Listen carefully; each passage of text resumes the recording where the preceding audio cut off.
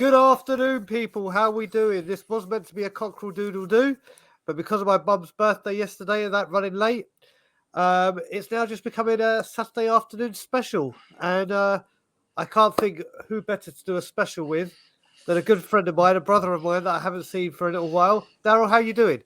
Not too bad, mate. Lively out. You know what it's all about. Mate. Shaking all about.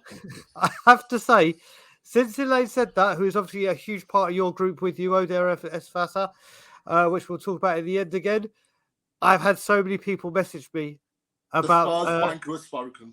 about Daniel Levy. It's catching on. It is catching on. Well, but Daryl, you ready to get into this? Oh, come on, let's do it. Leave you out. Tottenham on tour. All right, so a few things to talk about today. The first one being, it'd be the first time that I've been able to speak properly about Paratici. Now, obviously, we know what happened. His 2-year ban was upheld. And I think Daniel Levy might be listening to me, Daryl, because so far I went on Bob Spurs yesterday morning, just before 9 o'clock, and I said, how embarrassing that the club haven't sacked him this evening or straight away immediately.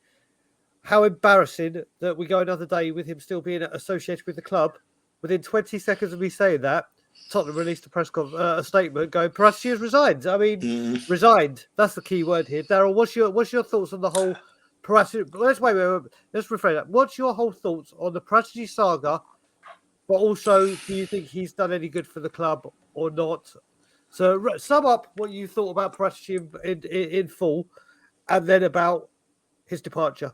Right, my thoughts on the Paratici saga comes in 2 parts. The first part, obviously, like his overall record. He got Bentancur and Romero and Kulusevski in from the Italian. His knowledge of the Italian league. Yep, it's without doubt phenomenal. He's worked in there long enough. Destiny of Doji, we don't, like Stel said the other day on the Tottenham away pod, I don't know. We don't know how he's going to be. I mean, we're hoping he's going to be good enough. I'm sorry enough hoping. He looks brilliant in the Italian league, but the Premier League's a different kettle of fish. How he's done with other deals, it leaves a lot to be desired. I mean, long labour, was that because Levy wouldn't front up the money for Bastoni or Gvardiol or whatever? That's another question, isn't it? But as far as his legal stuff goes, Daniel Levy is meant to have his eye on the prize every single time. We know how astute he can be. He's a lot of things, Levy, but he ain't stupid. So how come he missed the boat on Paratici's activities? I don't buy into that. Yep. I don't buy into that. I reckon he knew a lot more about what Paratici was up to than what he was letting on. And going on about, it's been a tough time for his family. What about the fans that have had to put up with this saga? What about the fans that have, like, we've been made a laughing stock because we hired a crook. And even Salini is a crook. He's been accused of match fixing. What are we doing? Why?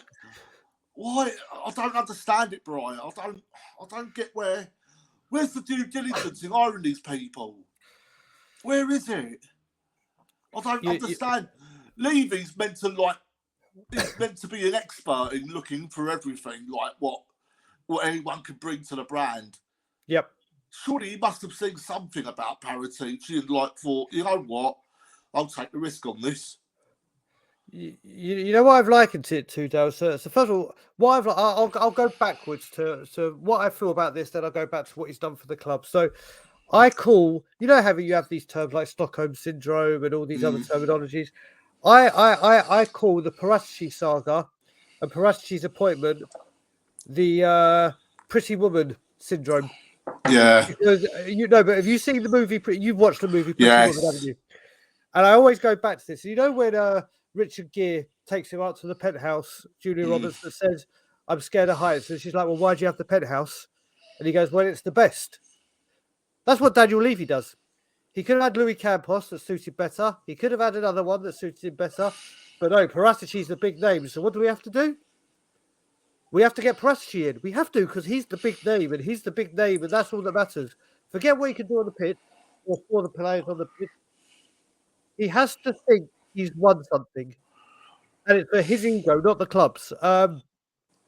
I think the fact that I think it's the word resign. I think there was a board meeting. They said, "Listen, we either sack you and you get sod all, or you resign so we don't look bad, and we'll give you some money."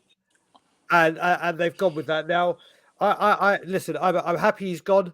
I'm happy he's gone only because of the disrepute he brought to the club.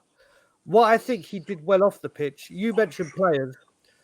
I think what he did do very, very well, and I hope it's still implemented, is he went into that club and realised what an absolute circus every footballing department was. Not the business side, the scouting, the recruitment, the youth. And he was like, whoa, whoa, whoa, whoa, whoa. We need to rip the heart out of this, restructure, and start again. And he had started to do that.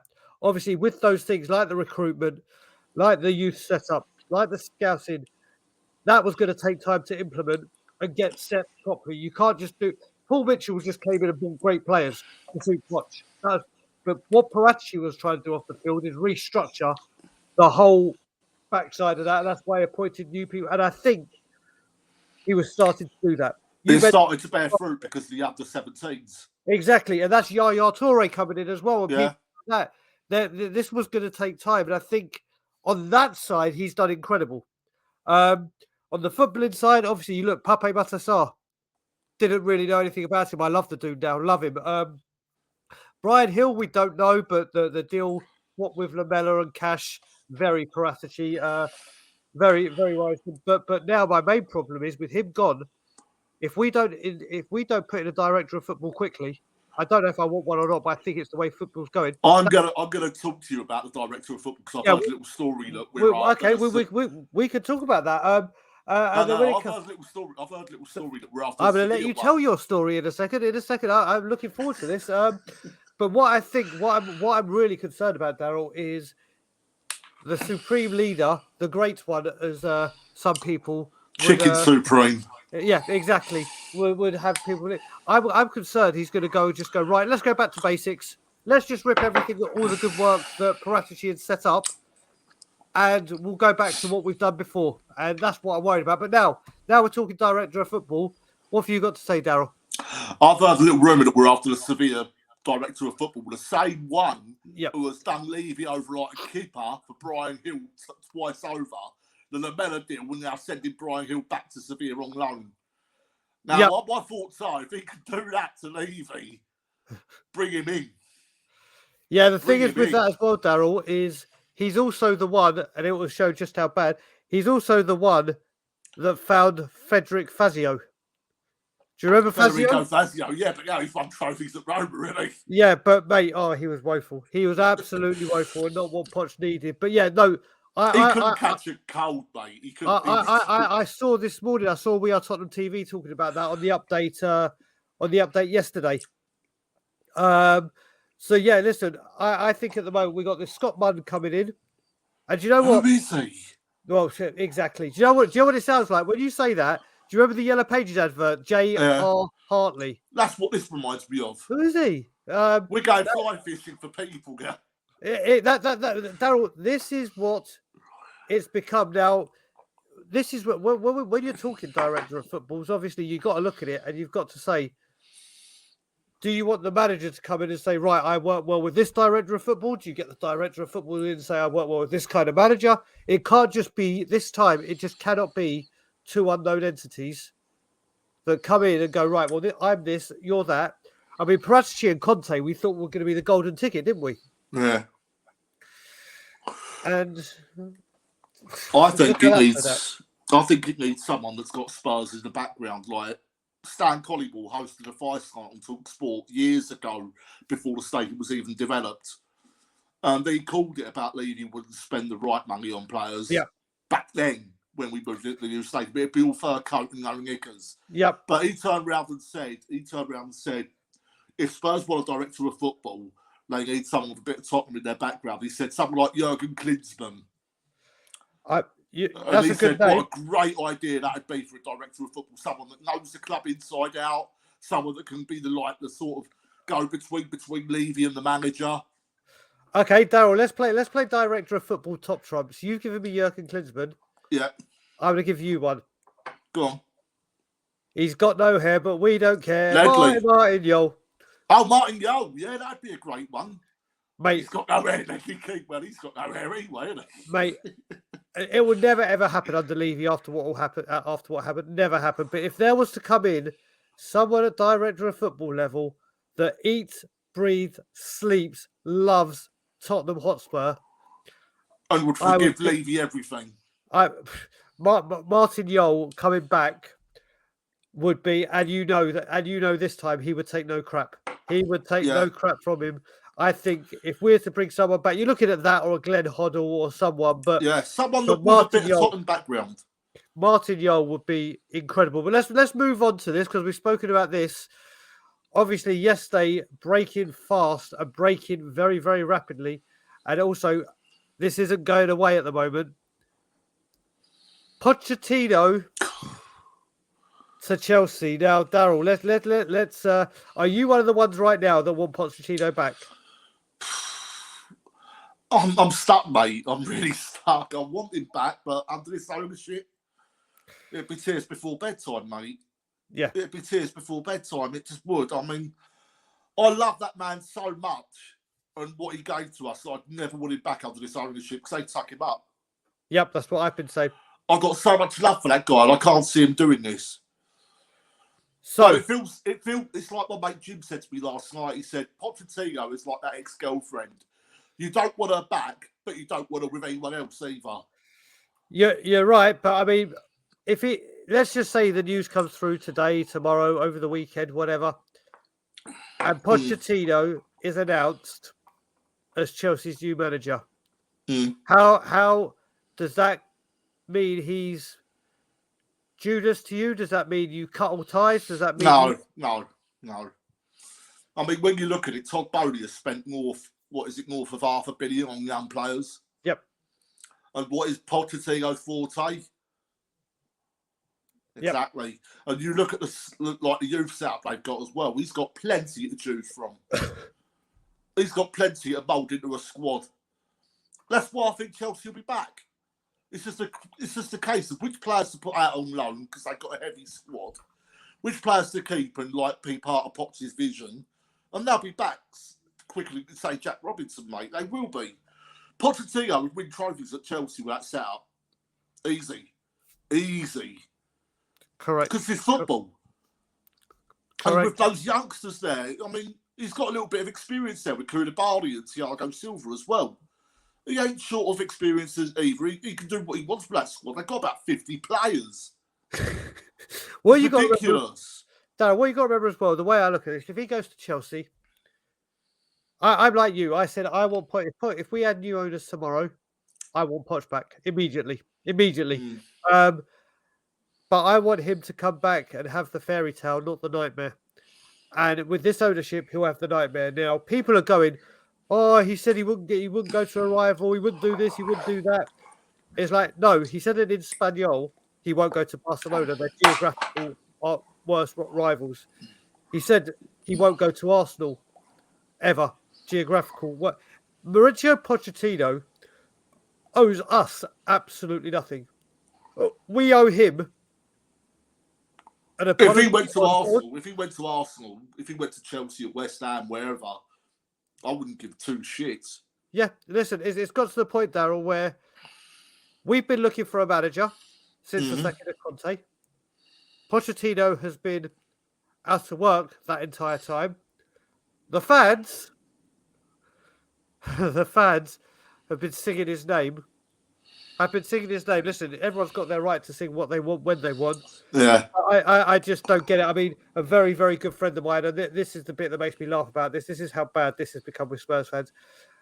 Billy Carnes, who is a very, very close personal friend of mine, someone I protest all the time with, where he sits, when they were singing Levy out at the Brighton game, the song they tried to use to drown that section out was If You Know Your History.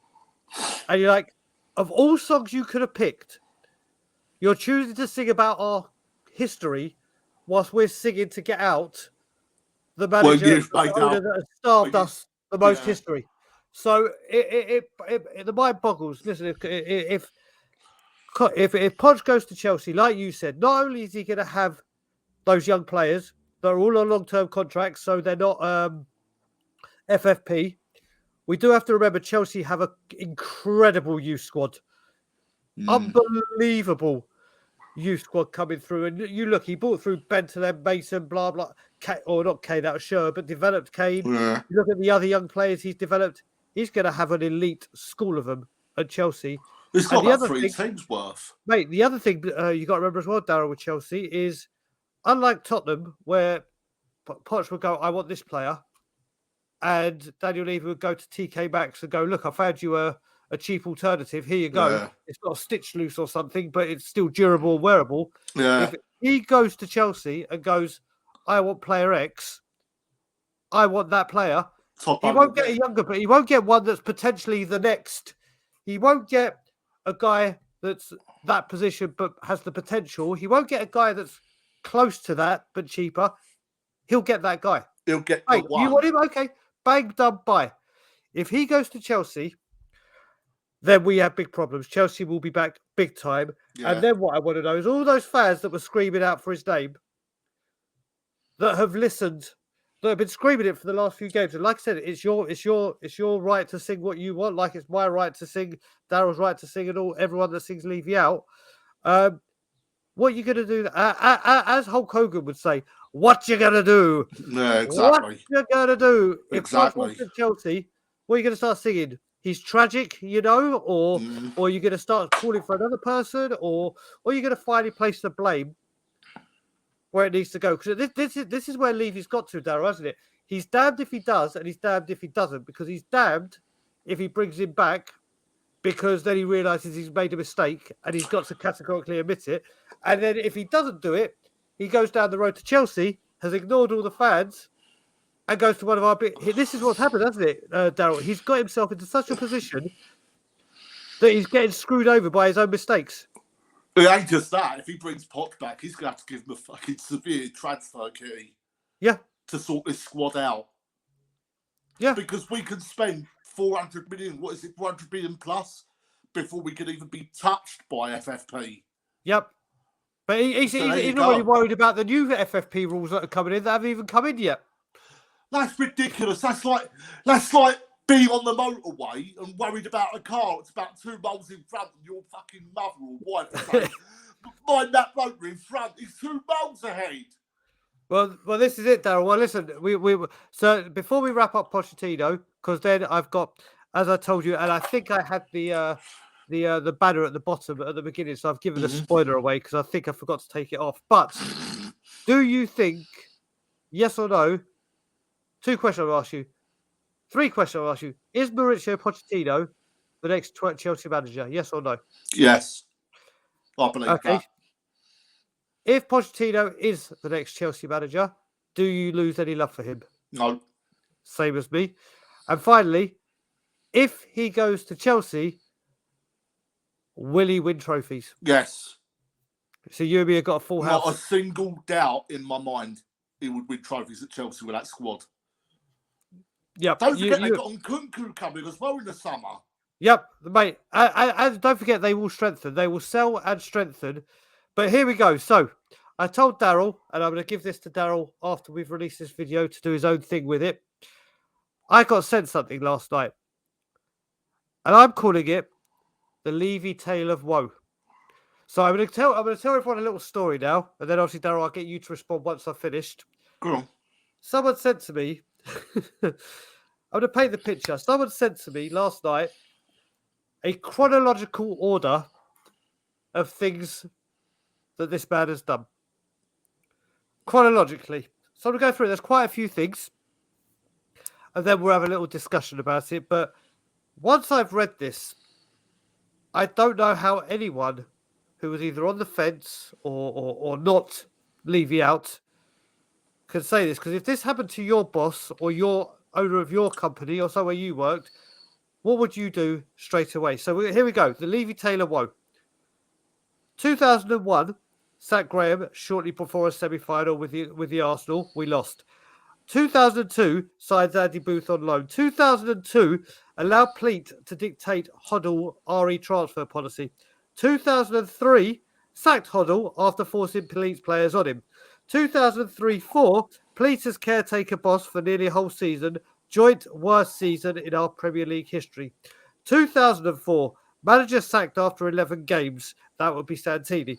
2006, sold our best player on the back of our best league position in 15 years. That'd be Michael Carrick.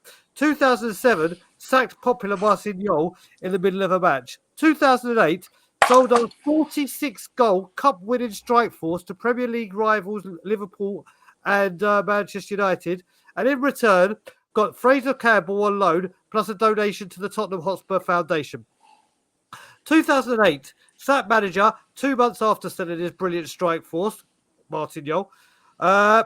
2010 onwards, tried. So this is 2010. What I've just said now is 2001 to 2010. Yeah. Now 2010 onwards.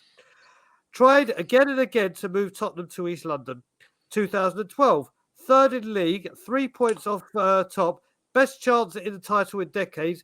Injuries compounded. Ryan Nelson and Luis Zaha coming instead of Gary Cahill and Carlos Tevez. 2012, sold Modric. Partnership with Real Madrid and our lovely, illustrious partnership with Real Madrid was formed, where we've received absolutely no benefit from it. 2012, Redknapp sacked. 2013, sold Bale, AVB sacked. 2014, 6 months to Sherwood, presided over 2 defeats to West Ham, 2 to Arsenal, and hammering by Chelsea. 2016, Spurs line second, chasing Leicester, only transfer made. Shiloh Tracy from Ebbsfleet, Spurs finished third. 2018 to 2019, no transfers inbound for 18 months. Only time in Premier League history that this has happened. Chelsea appealed in court against transfer ban of this magnitude, and they got it.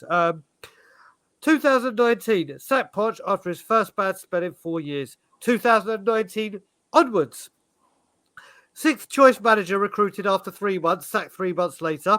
Super League charade in 2021. 2020, sacks a trophy-laden manager 6 days before a cup final. 29-year-old caretaker boss installed for final and rest of the season.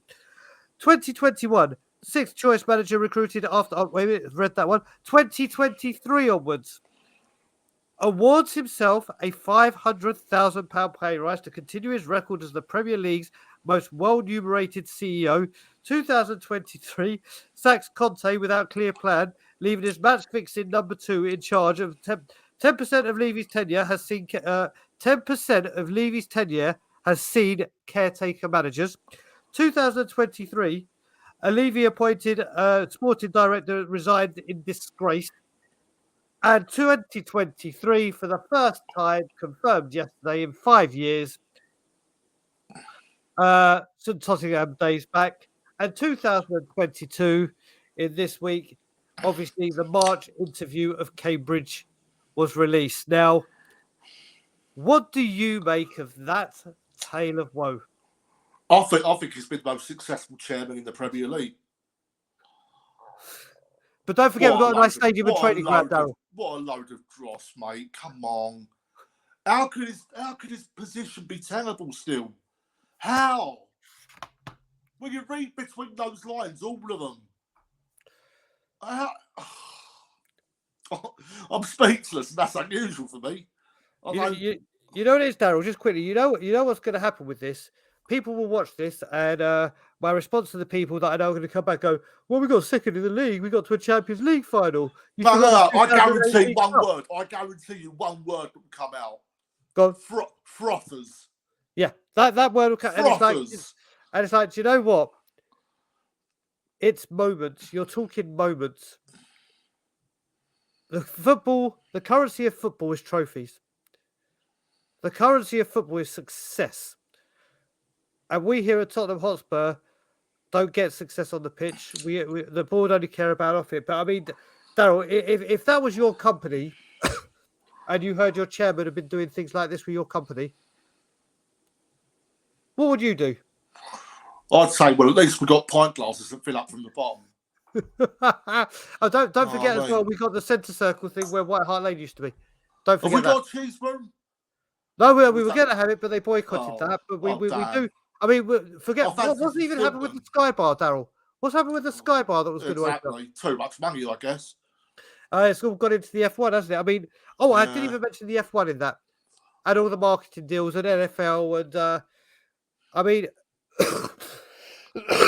excuse me. I mean that, and do you know what? I could probably do some digging, and that there is a load there, but there's a load left off. I mean, I don't understand. I still don't understand how, at the end of this season, there is still the support that there is for this man. This fan base is tapped.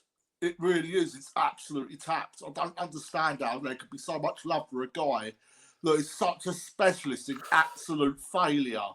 That any other job, he'd be sacked. Yeah. Well, no. If this had been over. happening at Enoch, Daryl, for Enoch, like they'd lost 250 million with Steve Hitchin or spent it badly, whatever. Any one of those things, goodbye.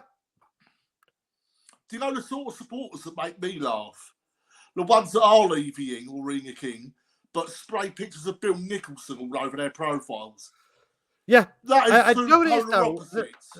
The thing I'm very happy to have you on, always talk with you, is for a certain point, you yourself didn't understand Levy out. I didn't know, but I did bug a lot of people off, and I've said that I've been absolutely coming forward in saying that. I bugged a lot of people off. I can name some. Well, that could be for another video, but that could be another 3 hours. Yeah, exactly. But there were some people that have been civil with me on Twitter that I did bug off, and I thank them for that. They've left me well alone. I want the opportunity to say, like, my sorries and what have you, but I will get round to that. But I did I mugged myself off. I mugged everyone off. I let myself down believing that bullshit. He's got to be a goner, mate. I mean, the soonest I can get to a fucking protest, I'm there, mate. And I don't care if people want to take pictures and laugh. I'm there. Yeah. The soonest I can get there. The point I was getting at with it is you were up until... How long have you been leaving out now? Since Pop's left.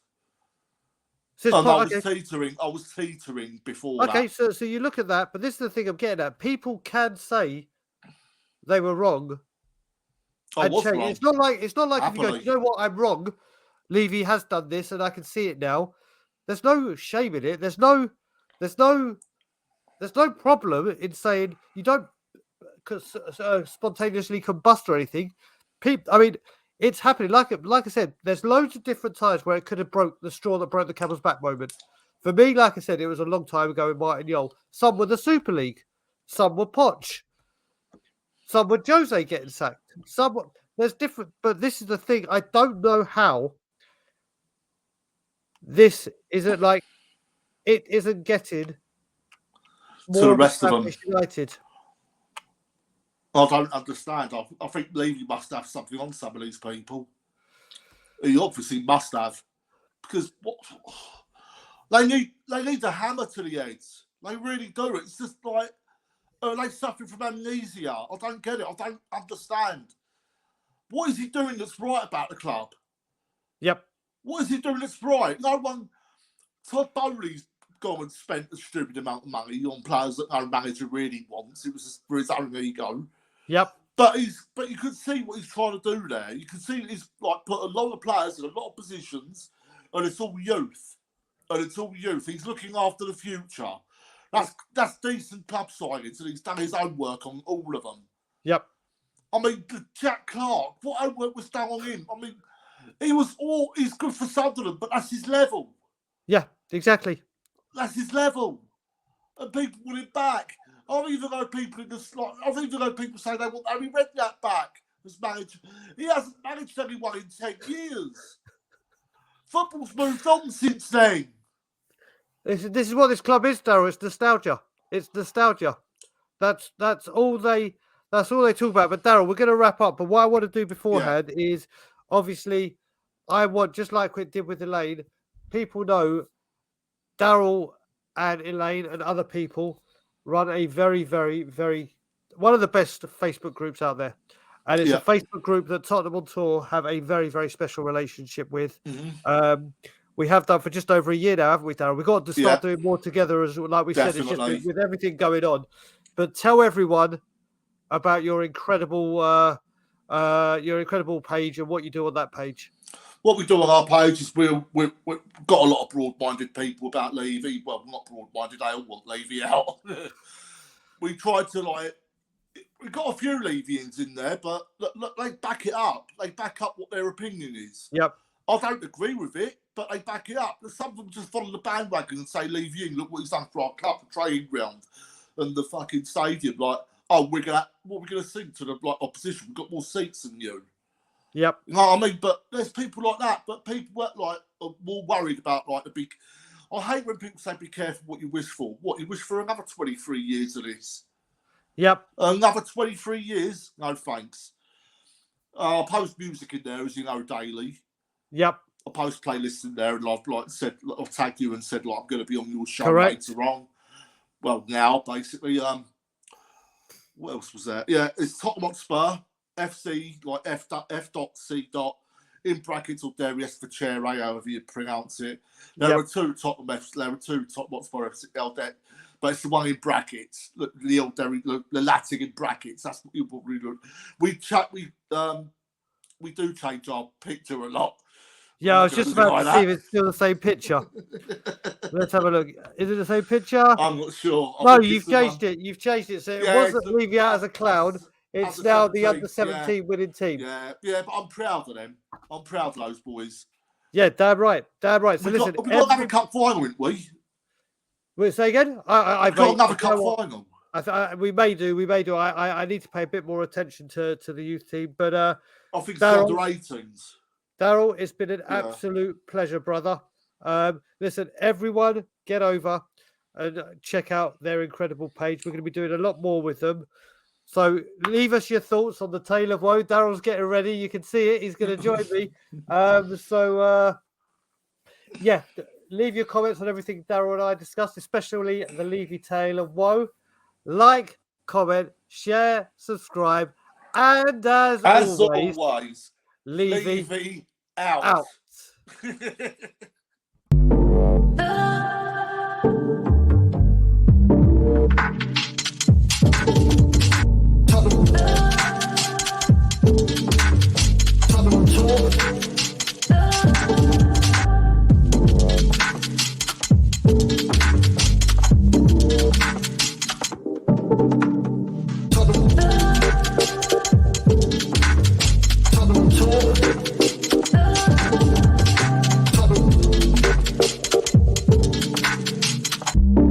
Tottenham Tour.